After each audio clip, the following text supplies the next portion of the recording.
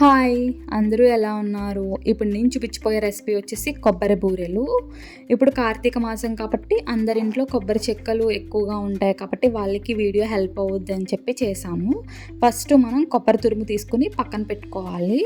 తర్వాత ఒక కడాయి తీసుకొని అందులో 2 టేబుల్ స్పూన్ గీ వేసి ఆ కొబ్బరి తురుము వేసి బాగా దోరగా పచ్చివాసన పోయే వరకు ఫ్రై చేసుకోవాలి. తర్వాత మనం ఒక కప్పు తురుముకి ఒక కప్పు బెల్లం వేసుకోవాలి. మీకు అంత వద్దు షుగర్ అనుకుంటే కొంచెం తగ్గించుకొని వేసుకోండి. నేనైతే ఒక కప్పుకి ఒక కప్పు బెల్లం వేసి బాగా దగ్గర పడే వరకు కలుపుకున్నాను. తర్వాత ఒక స్పూన్ నెయ్యి వేసి స్టవ్ ఆఫ్ చేసుకొని పక్కన పెట్టుకున్నాను.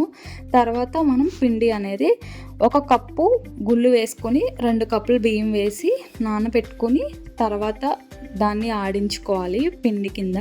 మనం దోశల బ్యాటర్ని ఎలా అయితే చేసుకుంటామో సేమ్ అదే ప్రాసెస్లో చేయాలి. బట్ కొంచెం థిక్ కన్సిస్టెన్సీలో వస్తే బూరెలు అనేవి కొంచెం బాగా వస్తాయి, స్మూత్గా అండ్ క్రిస్పీగా వస్తాయి. సో అందుకని కొంచెం థిక్ కన్సిస్టెన్సీలో చేసుకోండి.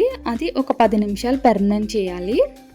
ఆ తర్వాత మనం ముందుగా ఏదైతే తురుము అనేది చల్లారిన తర్వాత బాల్స్లో చేసుకోవాలి.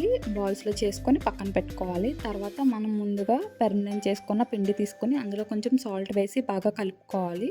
కలుపుకున్న తర్వాత స్టవ్ ఆన్ చేసుకొని కడాయి పెట్టుకొని అందులో ఆయిల్ వేసుకోవాలి.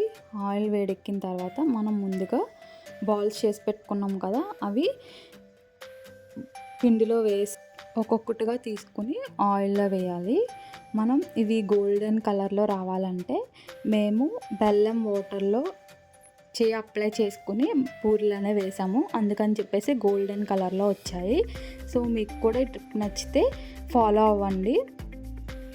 చాలా బాగా వస్తాయి అండ్ క్రిస్పీగా అండ్ కలర్ కూడా గోల్డెన్ కలర్లో వస్తాయి. చాలా పర్ఫెక్ట్గా వచ్చాయి. మీరు కూడా ట్రై చేయండి. అండ్ అలాగే నా వీడియోని ఫస్ట్ కనుక చూసినట్టయితే లైక్ చేయండి, నా ఛానల్ని సబ్స్క్రైబ్ చేసుకోండి. అంతే వీడియో. Bye bye.